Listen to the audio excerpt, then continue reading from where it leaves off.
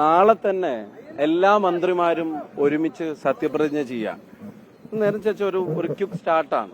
മുഖ്യമന്ത്രിയുമായിട്ട് ബന്ധപ്പെട്ട കാലതാമസമൊക്കെ വെറും 10 ദിവസത്തെ, മറ്റ് പല സംസ്ഥാനങ്ങളിലെ കാര്യങ്ങളും 11 ദിവസത്തെ, 11ാം ദിവസം വന്നല്ലോ.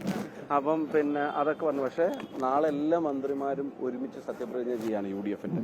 ഇപ്പൊ ടീം UDFന്റെ ലോഞ്ചാണ്. കേരളത്തോട് UDF പറഞ്ഞ വാക്കുകൾ പാലിക്കുന്ന ആ ദിവസങ്ങൾ വരാൻ പോവാണ്. അത് സ്റ്റേറ്റിന്റെ എല്ലാ കാര്യങ്ങളും പരിഗണിച്ച് ജനത ആഗ്രഹിക്കുന്ന തീരുമാനം എടുക്കുന്ന ഒരു ഗവൺമെന്റിന്റെ പ്രവർത്തനങ്ങളാണ്. അതിന്റെ അന്തിമ ചർച്ചകളാണ്. വലിയ കോലാഹലങ്ങളും ബഹളങ്ങളൊന്നുമില്ല. നിങ്ങൾ പിന്നെ പറയുന്നത് പോലത്തെ, ചില മാധ്യമങ്ങൾ പറയുന്ന പോലത്തെ തർക്കങ്ങളും ഇല്ല.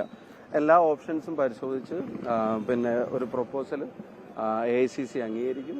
അതുപോലെ ഘടകകക്ഷികളുമായിട്ടുള്ള ചർച്ചകൾ സ്മൂത്തായിട്ട് നടക്കുന്നു. അതിനകത്തൊന്നും വലിയ പിന്നെ തർക്കങ്ങളോ വലിയ പ്രശ്നങ്ങളോ രൂപീകരണത്തിലേക്ക് പോകുന്ന തരത്തിലൊരു തടസ്സങ്ങളും ഇല്ലാത്ത തരത്തിലാണ് കാര്യങ്ങൾ പോകുന്നത്. തീർച്ചയായിട്ടും UDF പ്രവർത്തകർ കേരളത്തിൽ ആകമാനം നാളെ ഇവിടെ എത്തിച്ചേരും.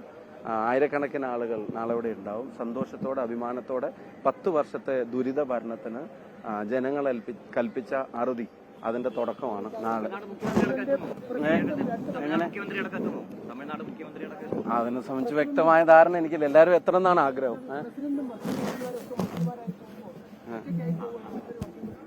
വർക്ക് ചെയ്യാന്നുള്ള ഉത്തരവാദിത്വം എന്നും നിറവേറ്റിയിട്ടുണ്ട്. അത് ഈ തെരഞ്ഞെടുപ്പ് കാലത്തും പരമാവധി കഴിഞ്ഞിട്ടുണ്ട്, ചെയ്യാൻ ശ്രമിച്ചിട്ടുണ്ട്. അത് ഇനിയും ചെയ്യും.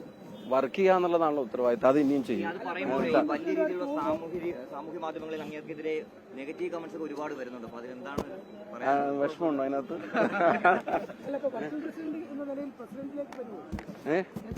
എന്റെ പൊന്നണ്ണ പൊള്ളടത്ത്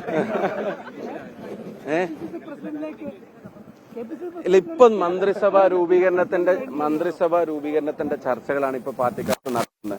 അപ്പൊ ഹൈപ്പോത്തറ്റിക്കൽ ആയിട്ടുള്ള കാര്യങ്ങളെ സംബന്ധിച്ച് ഞാനിപ്പോ പറയേണ്ടതില്ലല്ലോ. അത്തരം ഒരു ചർച്ച ഇപ്പൊ ആരംഭിച്ചിട്ടില്ല. KPC ആയിട്ട് ബന്ധപ്പെട്ട കാര്യങ്ങൾ അതൊക്കെ പറയാൻ കോമ്പറ്റീറ്റീവ് ആയിട്ടുള്ള ആളുകൾ പറയും. അതിന്റെ ചർച്ച ഇപ്പൊ ആരംഭിക്കും, അതിന്റെ തീരുമാനം ഇപ്പൊ ആരംഭിക്കും എന്നുള്ളത് പറയും.